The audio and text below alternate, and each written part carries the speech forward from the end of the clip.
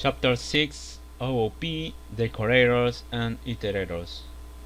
We are, going to cover the following topics: Decorators, OOP with Python, Iterators. Let's start with Decorators. Every time you find yourself repeating things, an alarm bell should go off, you can put that code in a function and avoid repetition. The answer most of the time is yes, so let's look at an example. First of all, create a folder called Decorators, and then I want to create a new file called time.measure.arguments.py. Okay, then I want to say from time import sleep and time. Okay, then I want to define a new function called f.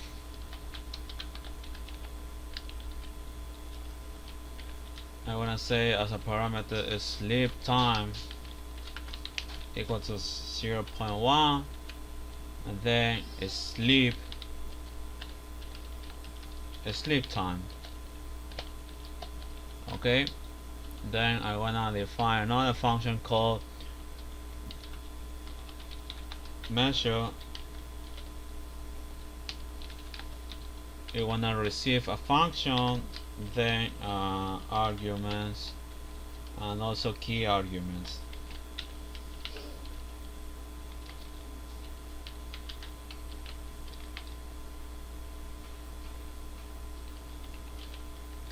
Okay. I wanna say inside key arguments with double asterisk. Then I wanna say t equal time. I wanna pass arguments and the key arguments to the function. I wanna print it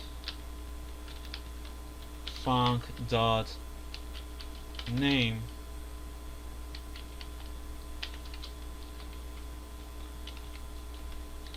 took time minus t. Then I wanna say print measure f dot the sleep time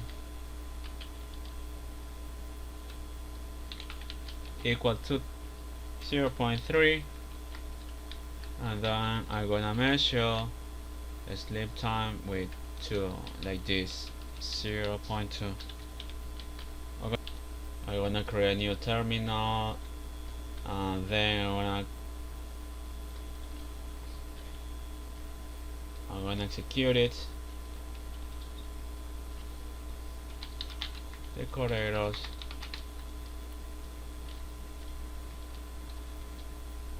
time, like this. Of course, we need to delete this tabulation here. I want to execute it again. I will see that the first one took approximately 0.3 seconds, and the other time 0.2 also as a sleep time. Now let's say we want to somehow have that timing behavior building into a function, so that we could just do it and have that measure taken.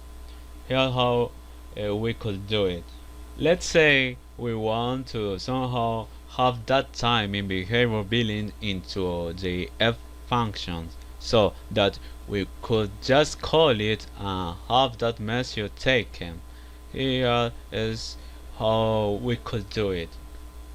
What we have to change here is just define another function inside this function called the grapper, like this. This one is gonna return key hours and hours and we're gonna tap this one. Okay, the rest is pretty same. Just here we have to say measure f like this, and then we call f, but it's not necessary to pass the f function again. Okay. In this case, it could act as a decorator.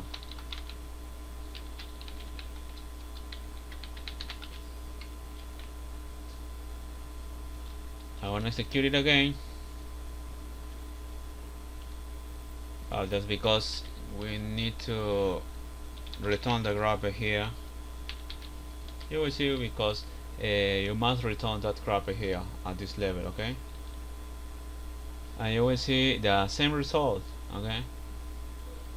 But this time we are grabbing, we are decorating this function inside this one, okay? But something wrong here, it's the fact that if we print f dot name, okay, I wanna delete this one, and also I wanna say this is ours.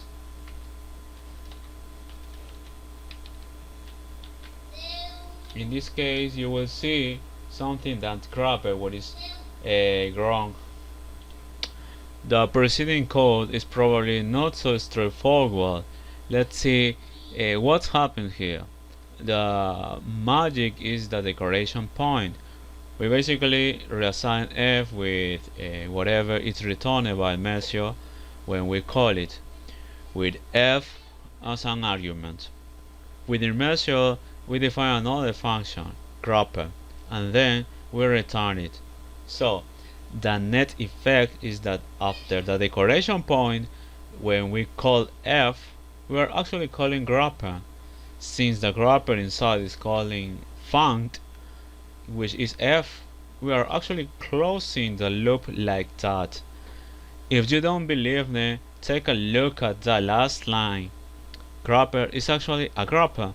It takes variable and position arguments and calls f with them. It also does the time measurement calculation around the call. This technique is called decoration, and measure is effectively a decorator. This paradigm became so popular and widely used at some point. Let's create another file called decorator, well, syntax, okay? Syntax.py. At this level, you will define a function called func. I want to receive arg1, arg2, and so on. Then I want to say just pass, okay? Func will be equal to decorator dot font. What is the most similar what we did here at this level, but actually decorators looks like this. Decorator def func, you want to receive arg1, arg2, and so on.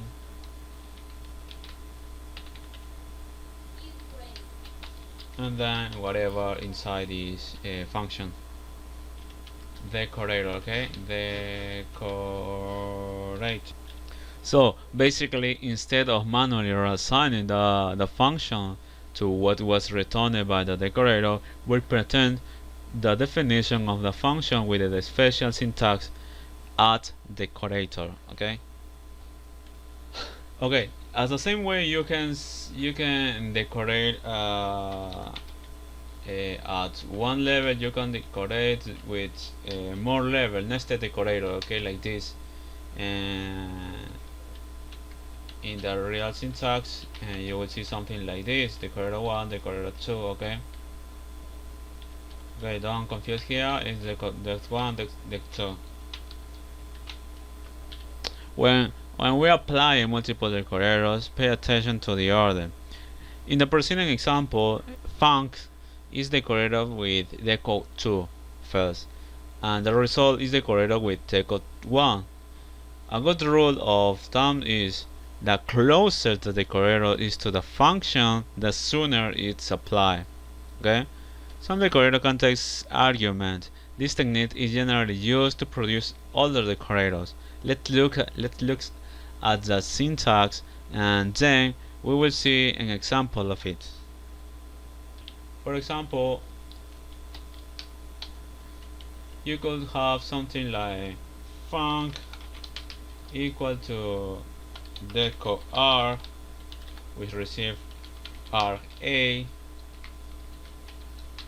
rb, okay, and then decorate a specific function like this. In the similar way, you can decorate a function here calling deco r ra rb, and then of course just define your function like this. Inside our decorator, we return wrapper. The original attribute from func are loose, and f ends up being assigned the attribute of wrapper. There is an easy fix for that from the beautiful functool module. It will fix the last example, and will also rewrite its syntax to use the @decorator.